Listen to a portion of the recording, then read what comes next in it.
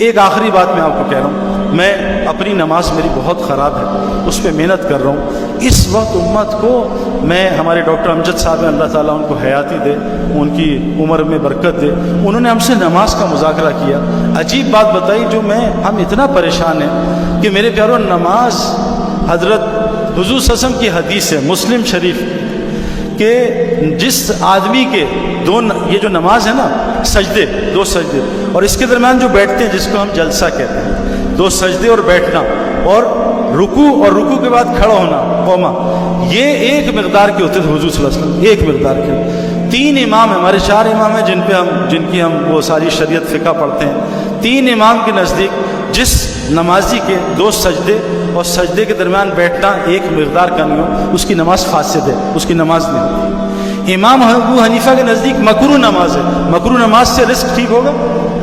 نماز تو رزق کو کھینچتی ہے، ہماری نماز رزق کو دبئی پہنچا دیتی ہے۔ جو فجر کی نماز پڑھ لے سارا دن اللہ کی حفاظت میں رہتا ہے، سارا دن لوگوں کے موبائل چھنتے، گاڑیاں چھنتی ہیں، پٹائی ہوتی ہے۔ میرے پیاروں، ہم کیسے نماز ہی ٹھیک نہیں؟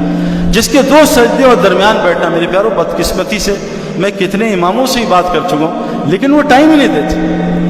اور اتنی زبردست دعا ہے 2 سجدوں کے درمیان کہ اگر وہ آپ یاد کر لیں آپ کو کسی چیز کی ضرورت نہیں پڑے گی۔ اللہم اغفر لی، یا اللہ مجھے معاف کر دے، ورحمنی، مجھ پہ رحم کر، اللہ رحم کر رہے ہیں آج، وحدنی، مجھے ہدایت دے، ورزقنی، مجھے رزق دے، وعافنی، میرے ساتھ عافیت کا معاملہ کر، ورفعنی، مجھے اونچا کر، وجبرنی، میری ساری کمیاں پوری کر۔ میرے پیاروں، نماز ٹھیک کرنا ایک مشق ہے نا، اللہ سے باتیں کرنا۔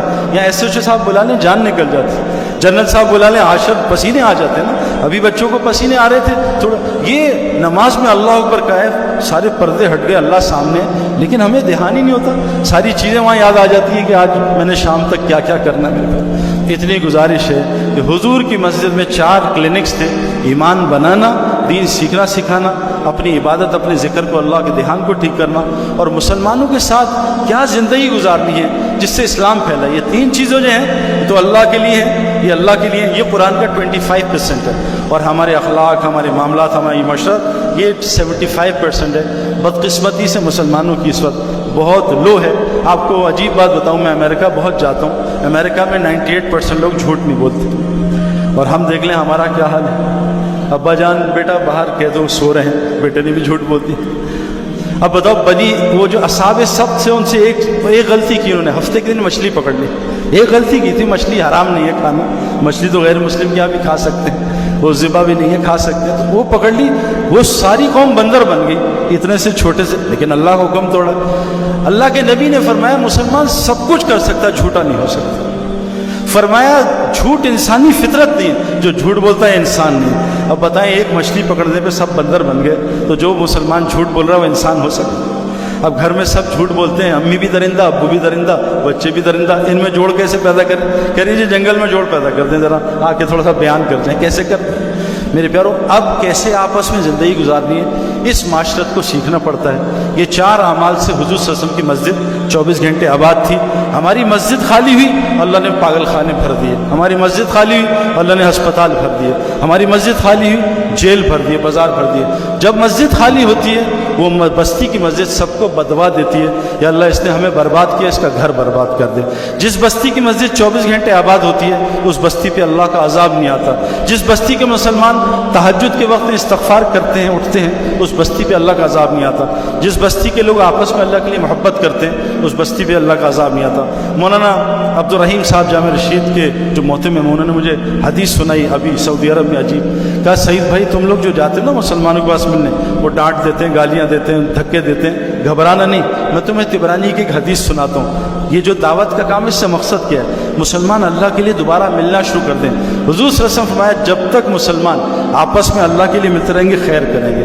حضور صلی اللہ علیہ وسلم فرمایا ایک بستی میں نوجوان جانا بنی اسرائیل کا، فرشتہ بھیجا اللہ نے انسانی شکل میں، کہاں جا رہے ہو بھائی؟ کہا فلاں مسلمان سے ملنے جا رہا ہوں۔ کیوں؟ دنیا کا نہیں، میں اس سے اللہ کے لیے محبت کرتا ہوں۔ کہا میں فرشتہ ہوں، اللہ بھی تجھ سے اسی طرح محبت کرتا ہے جیسے تو اس سے محبت کرتا ہے۔ حضور صلی اللہ علیہ وسلم فرمایا میں کسی مسلمان سے، حضور کہہ رہے ہیں مسجد نبی کی ایک نماز ایک حدیث میں 1000، ایک حدیث میں 50,000 گنا ثواب ہے۔ حضور صلی اللہ علیہ وسلم فرمایا، طبرانی کی روایت ہے، میں کسی مسلمان سے کسی حاجت نہیں، اللہ کے لیے ملنے جاؤں، مجھے مسجد نبی کے 1 مہینے کے اعتکاف سے زیادہ پسند ہے۔ میرے پیارو اس اجر کو ہم سوچ سکتے ہیں اللہ کے لیے ملنا؟ تو میرے پیارو یہ دعوت تبلیغ کے نام سے کیا محنت ہو رہی ہے؟ مسلمان اللہ کے لیے دوبارہ ملنا شروع کر دیں۔ حضور نے فرمایا تم لوگ کبھی بھی جنت میں نہیں جا سکتے جب تک مومن نہ ہو، کافر سیدھا جہنم میں، مومن سیدھا جنت میں، مسلمان یہاں بھی مسلم ہے وہاں بھی مسلم۔